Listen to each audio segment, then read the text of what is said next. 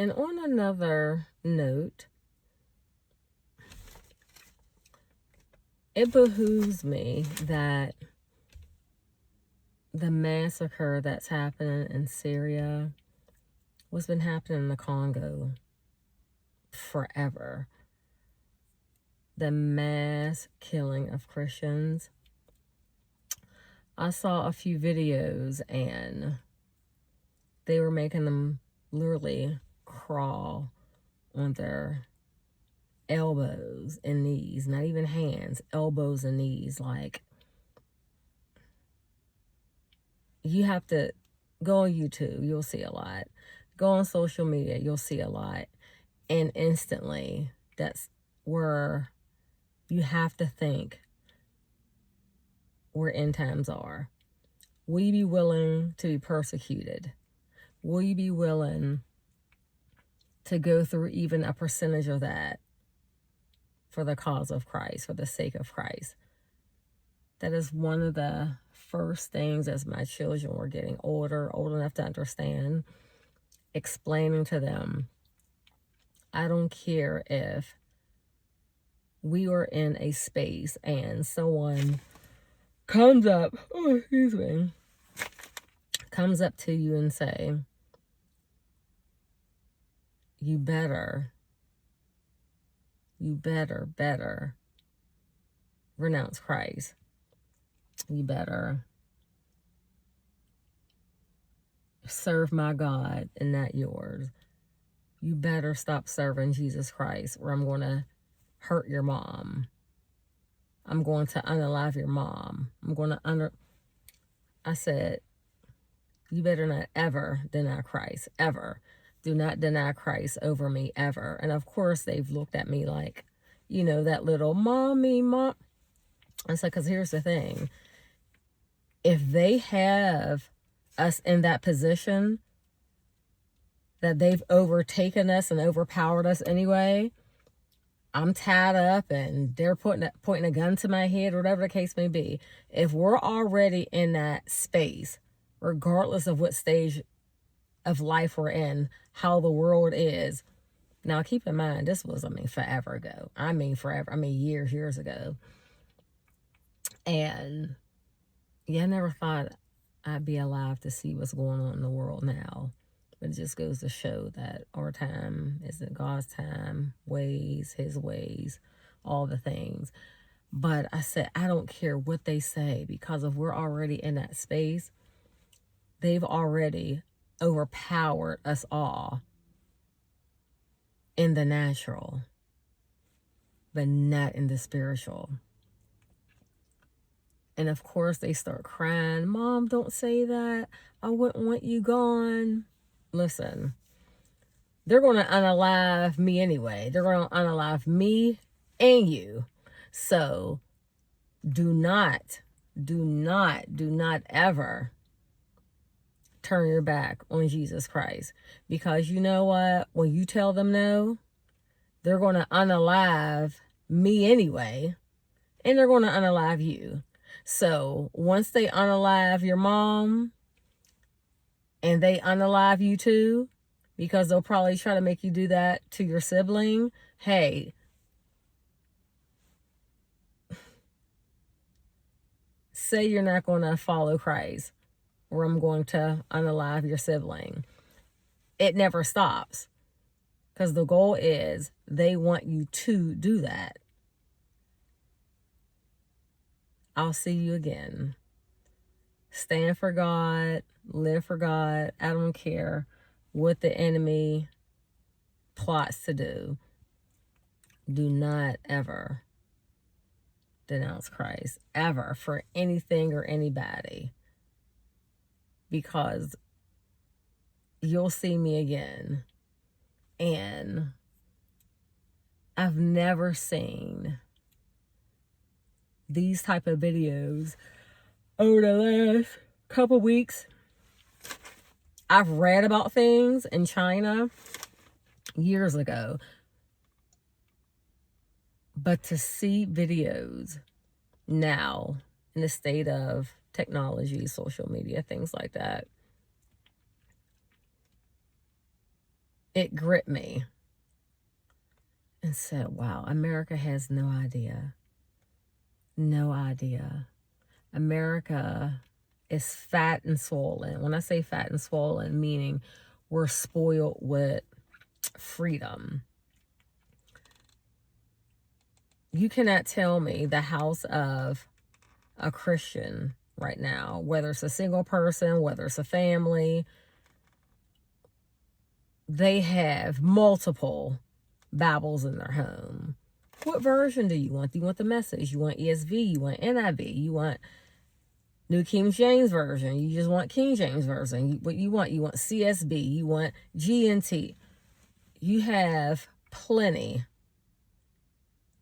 And just keep in mind, places like China and other Middle Eastern countries, Morocco, you're not able to even talk about Jesus in public, let alone having a tangible Bible in your home. We do not know how well we have it. A handful of us have an imagination, but we don't know how well we have it. And you know why we don't know how well we have it? Because of where we live. Unless you live in another country, I'm not talking about visiting. Even if you visit somewhere and you see like, oh, wow, I can't even say Jesus. Oh, wow, I can't even do that or do that. It may throw you off or scare you for a second, like, wow, it's like that in this country. But your only thought after that is, I can't wait to get out of here. So if your thought is, I can't wait to get out of here, imagine those who actually live there. So that's what I mean when I say as an American, you don't know. You don't know how well you have it. We don't know how well we have it. Not you, we. We do not know how well we have it. America is fat and swollen with freedom. And in that moment, when I first start seeing the videos, when I say it gripped me, and my spirit literally was like, what would I do? Could I handle that? You see, I just shared the story with you, how I've raised my kids in regards to if you're ever in that scenario.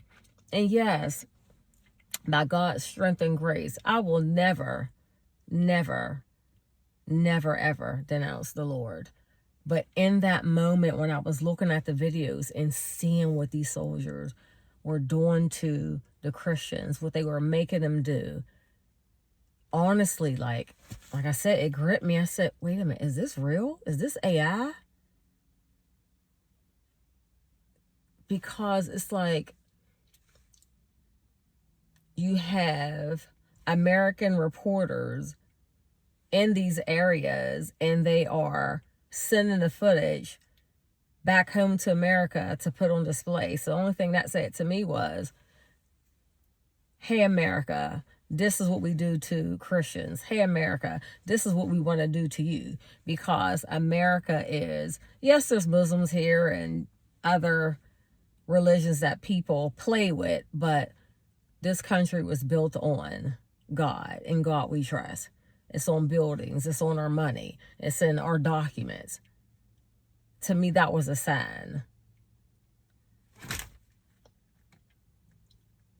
So every day I'm trying to be in a posture of repenting, even things that I may be unaware of that I've done. God, I repent. I'm sorry. Even when people do things against me, and when it hits close to home, sometimes it can be a little difficult, but it's doable. And I'm trying to work through a few family relationships myself, just like, God, I don't get it. What is going on?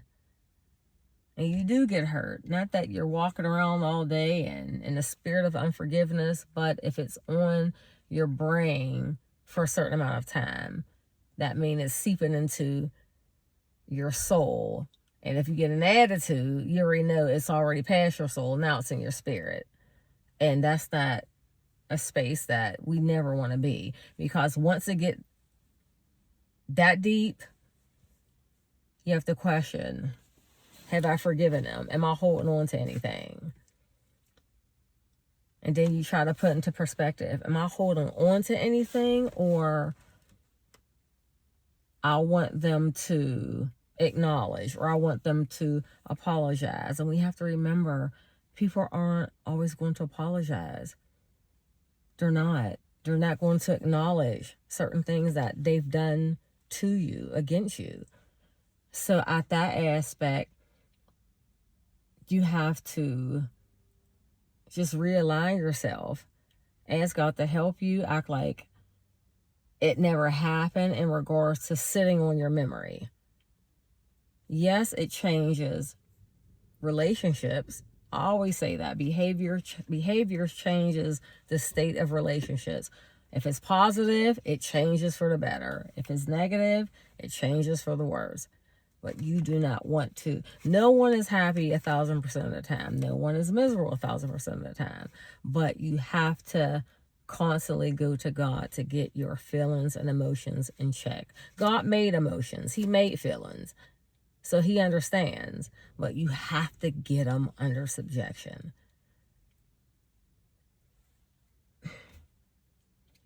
So many times when I want to see where I'm at with God, God, if you came today, would I make it?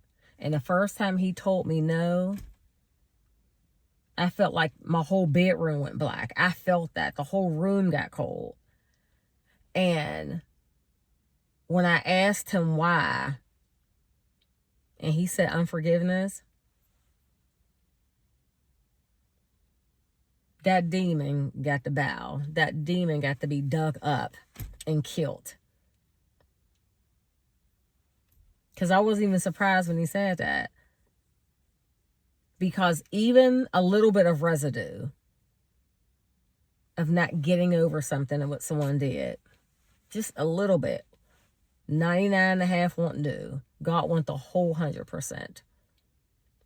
But you can't get healed if you're not honest. God knows, and you know. So it's like, why play the game? God help me. God show me. Every day, God help me. God show me. God know what they did. How about God knew what they was going to do before they did it? So the only thing you have to do is say, God help me to maneuver through this. Not get over it. Because if you get over it, then that means you ain't handling it. Meaning you're not handling how you need to posture yourself to deal with these type of situations. But God help me. And I know he can. And I know he will. Because I'm willing. So, again, see you on the battlefield.